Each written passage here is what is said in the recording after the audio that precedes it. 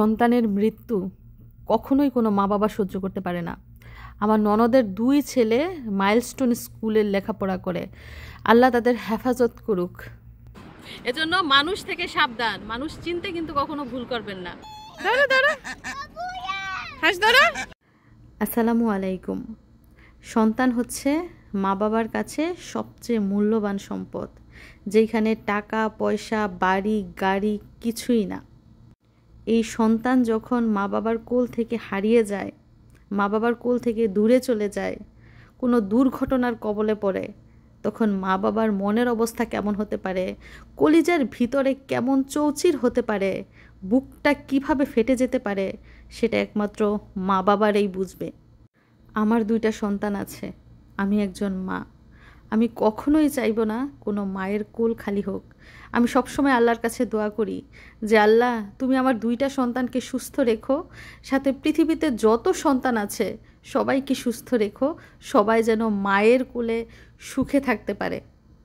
বাবা কত পরিশ্রম করে সন্তান সুখে থাকার জন্য, মা সন্তানকে গর্ভে ধারণ করে লালন পালন করে কত কষ্ট করে বড় করে, আর সেই সন্তান যখন দুর্ঘটনার কবলে পড়ে তখন মা কিভাবে ঠিক থাকবে আর বাবাই বা কিভাবে সহ্য করবে।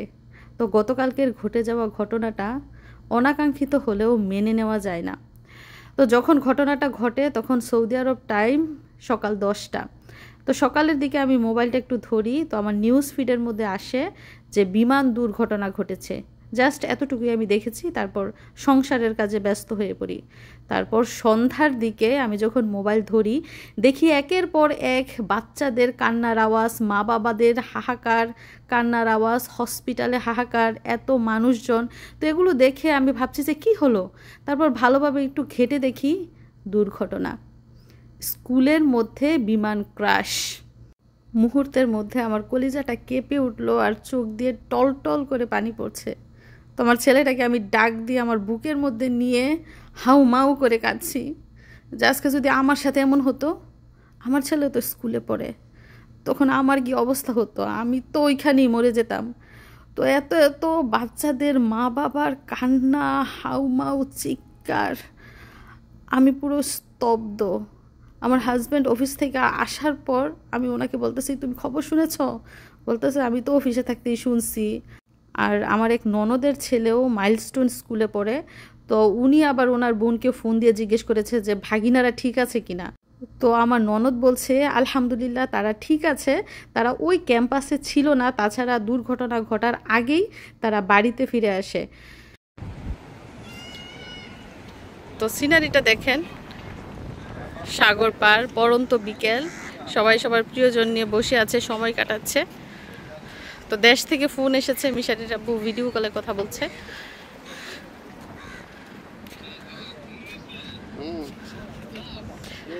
আর ইচ্ছা করে যেতে হাঁটতে হাঁটতে একদম ওই কর্নারে, কিন্তু এত দূর হাঁটলে পা ব্যথা হয়ে যাবে, এর জন্য আর হাঁটছি না। এখানে কিছুক্ষণ দাঁড়াবো, তারপরে অন্য আরেক জায়গায় যাব।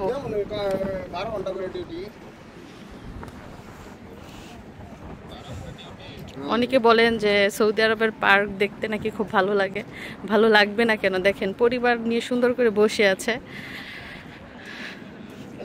কোনো ঝগড়া বিবাদ কোলাহল কথা কাটাকাটি কিছু নাই। মানে এখানে যে মানুষ আছে কোনো সাউন্ডও নাই, দেখছেন সবাই কত নীরব। এবং এই সময়টাতেই কিন্তু সবচেয়ে বেশি ভালো লাগে ঘুরতে।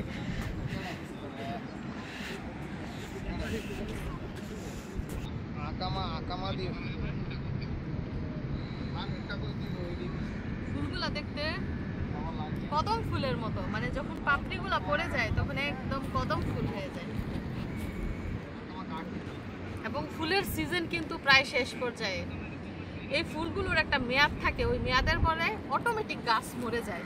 তো আর কিছুদিন হয়তো বা মেয়াদ আছে। আশেপাশে যে ফুল গাছ লাগিয়েছে বেশিরভাগ ফুল গাছই মারা গেছে। তো এইখানে ফুলগুলো দেখা যেতেছে তাজাই রয়েছে, কিন্তু কোনো গ্রান নাই ফুলের মধ্যে। যা সৌন্দর্য, দেখার মধ্যে সৌন্দর্য। তো কিছু কিছু জিনিস আছে দেখবেন, দেখতে অনেক সুন্দর, কিন্তু ভিতরে ভিতরে একদম পোকা পচা দুর্গন্ধ। তো কখনোই মানুষের বাহ্যিক চেহারা দেখে, বাহ্যিক রূপ দেখে, বাহিরের আচরণ দেখে বিশ্বাস করবেন না। মানুষের মনে আর মুখে কিন্তু কখনোই একরকম থাকে না। মুখ দিয়ে একরকম কথা বলে, আবার মন দিয়ে হিংসা করে। এজন্য মানুষ থেকে সাবধান, মানুষ চিনতে কিন্তু কখনো ভুল করবেন না। এবং এই পাশটায় দেখেন, এই পাশটায় হচ্ছে ওই পাশটা থেকে তুলনামূলকভাবে একটু লোকজন বেশি। ওইখানে বাচ্চারা খেলাধুলা করছে, মিশারি দৌড়ে ওইখানে চলে গেছে খেলতে।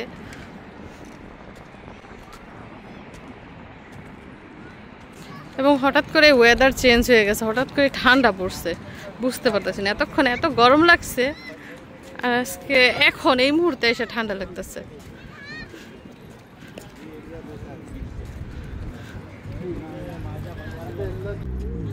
আম্মা জান, তোমার জন্য গিফট নিয়ে আসছি, নাও।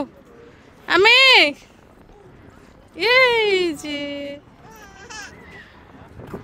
আকাশে কি চাঁদ উঠছে দিনের বেলা। তো শুক্রবার এবং শনিবার সপ্তাহে 2 দিন মিশারির আব্বুর অফিস বন্ধ থাকে।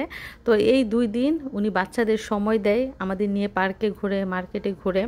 তো বাংলাদেশের স্কুলে দুর্ঘটনাটা ঘটার পর থেকেই গত 2 দিন ধরে আমার মন খারাপ। শুধু আমার না, কোনো সুস্থ মানুষই এই ঘটনা দেখার পর সুস্থ থাকতে পারবে না। কোমলমতি ছোট ছোট বাচ্চারা কিভাবে আগুনে পুড়ে গেল। আল্লাহ তুমি তাদের জান্নাত নসিব করো, তারা তো এমনিতেই ফেরেশতা। আর ঘটনাটা ঘটার আগের রাতে সারা রাত আমি ঘুমাতে পারি নাই, আমার ভিতরটা ছটফট করছিল। এবং এই ঘটনাটা শোনার পর আমি মিশারির আব্বুকে বলতেছিলাম যে দেখছো, কালকে সারা রাত যে আমি ঘুমাতে পারি নাই, হয়তো বা কত কত মায়ের বুক খালি হবে বলেই আমার ভিতরটা ছটফট করছিল। যাই হোক, সৌদি আরবের বুকে সন্ধ্যা নেমে এসেছে, এখন আমরা বাড়ি ফিরব। কিন্তু কত কত বাচ্চাদের আর বাড়ি ফিরা হলো না। মা তো অধীর আগ্রহে দাঁড়িয়েছিল সন্তানকে নিয়ে ঘরে ফিরবে, আর তো ঘরে ফিরা হলো না। আমরা সাধারণ মানুষ দূর থেকে দেখছি, আমাদের এত কষ্ট হচ্ছে, আর সন্তান হারা মা বাবার না জানি কত কষ্ট হচ্ছে। পরিশেষে একটা কথাই বলবো যে আল্লাহ, সন্তান হারা মা বাবাকে তুমি ধৈর্য ধারণ করার ক্ষমতা দাও, তাদের কষ্ট তুমি দূর করে দাও। আর পৃথিবীতে কোনো মা বাবা যেন এইভাবে কষ্ট না পায়, সকল সন্তান যেন মা বাবার কোলে থাকে, বুকে থাকে। তো এদিক দিয়ে মিশারি তার বাবাকে নিয়ে ছুটছে, ওইখানে খেলবে। আর এই পাশটায় দেখেন প্রায় সন্ধ্যা হবে হবে ভাব, সূর্যের কোনো আলো নাই, কিন্তু লাইটের আলো জ্বলে উঠেছে। আর বাবু হচ্ছে আমার কোলে, সে চুপ করে দেখছে কি ঘটছে। এই যে আমার মিশারি হাঁটি হাঁটি পা পা করে একদম উপরে চলে যাচ্ছে। মিশরাতুল জজমা এখানে বসেছে, আর মিশরাতের ভাই এই যে ফেসানি ফোসানি দিয়ে নামবো নিচে। কত কত বাচ্চা দেখেন সিরিয়াল ধরছে এইটা দিয়ে নামার জন্য। মিশারি নামো, লাইনে আছে।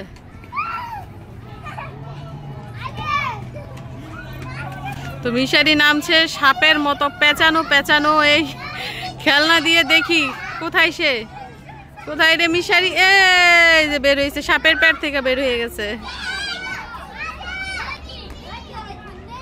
আর এদিক দিয়ে যে বাচ্চারা যে দোলনা দোলতাছে, সিরিয়াল নাই এখানে। চাইছিলাম মিশরাতকে একটু দোলনা দোলাইতাম। কোন জায়গায়? তো এতক্ষণ আমরা যে জায়গাগুলোতে ছিলাম, এর থেকে সবচেয়ে বেশি ভিড় হচ্ছে এই জায়গাটাতে। দেখুন, গাড়ির সংখ্যাও বেশি, মানুষের সংখ্যাও বেশি। চলুন তো দেখি এখানে কি এমন আছে যে এত মানুষ। এই জিনিসগুলা কি, ধান ক্ষেত নাকি কাশফুল? হ্যাঁ, অনেকটা কাশফুলের মতো। কোথায় হাঁস? মিশারির আপু গাড়িতে থেকে বলতেছে মুরগি দেখা যায় বলে এখানে, দেশি মুরগি। আমি বলি চলো দইরা নিয়ে যাই, বাসায় নিয়ে ফ্রাই কইরা বারবিকিউ বানাই দিব না। এই পার্কের বা কর্নেশের এই সাইডটার নাম হচ্ছে শাওয়ান, মানে হাঁসে হাঁসে ভরা। যেদিকে যাবেন সেদিকেই শুধু হাঁস। চলুন তো যাই আমরাও। মিশরাতকে দেখাও হাঁস, সে তো জীবনে কখনো হাঁস দেখে নাই। তই তই তই তই তই, বুঝছে তই তই, দেখছেন হাঁস? এই লেকটা বানানোই হয়েছে হাঁসের জন্য। এখানে সারা বছরই হাঁস থাকে, কিন্তু একটা হাঁস কেউ টাচও করে না, সবাই খাবার দেয়। হাঁসকে এনে আরো খাবার দেয় সবাই। হাঁসগুলা কি ডিম পারে গো? ওই সাইডটাই চলো, ওই যে ওইখানে কিন্তু ওইখানে নৌকা আছে। দেখেন একটা হাঁস বের হয়ে গেছে বাউন্ডারি সাইডে বাইরে বের হয়ে গেছে। আম্মা এই যে হাঁস, হাঁস হাঁস আম্মা এই যে হাঁস ধরো, হাঁস ধরো দেখি। মিশরাত এই যে হাঁস ধরো, ধরো হাঁস ধরো। মৃদু বাতাস বইছে, চলুন দেখি আরো সামনে। এতক্ষণ সাদা হাঁস দেখছেন, দেখেন বড় জাতের হাঁস আছে। এগুলা কি চীনা হাঁস নাকি? এই দেখেন, মানে হাঁসের অভাব নাই, পুরা এরিয়া জুড়ে শুধু হাঁস। আর এই যে বোট দেখতে পাচ্ছেন, এগুলা ভাড়ায় চালিত। যেহেতু এখন সন্ধ্যা হয়ে গেছে, এগুলা চলাচল এখন বন্ধ। আরেকজনে হাত মুখ সব খেয়ে ফেলতেছে। দেখেন এখানে বিড়ালের বাচ্চাও আছে, লেজ লম্বা বিড়াল দেখছেন। একটা দুইটা না, কতগুলো বিড়াল তো দেখলাম। দেখেন অবস্থা। গতবার আইসা দেখছি হাঁস ছোট ছোট না, ওই হাঁসগুলাই বড় হয়েছে। মিশারি টেনশনে পড়ছে হাঁস দেখা, নখ কামড়াইতেছে।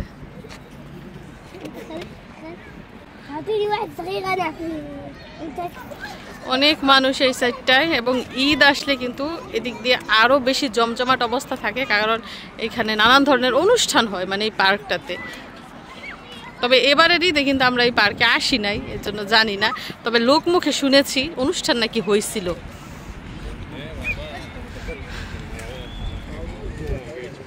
তো সুপ্রিয় দর্শক বন্ধুরা, সন্ধ্যার একটু আগে আগে এসেছিলাম এই পার্কটাতে, কারণ দুপুরের টাইমে কিংবা বিকালে আসলে প্রচণ্ড গরম, যেহেতু বাচ্চা নিয়ে এসেছি।